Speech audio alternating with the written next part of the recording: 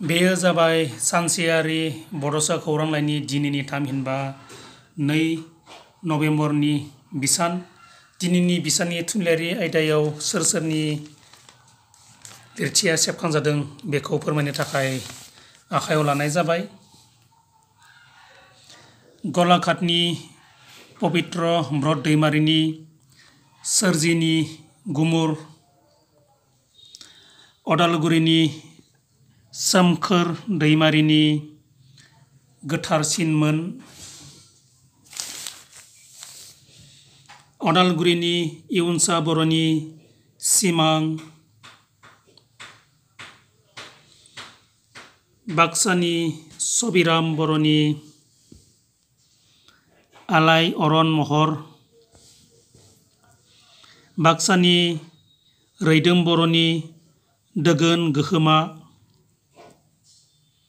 गलाघाटनि पबित्र ब्रत दैमारिनि दाहा,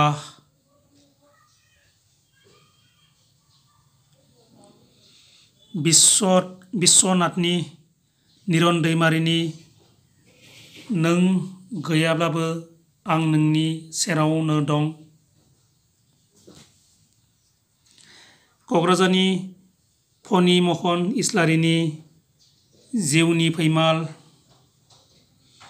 क'क्राझारनि अमर बसुमतारिनि समायना,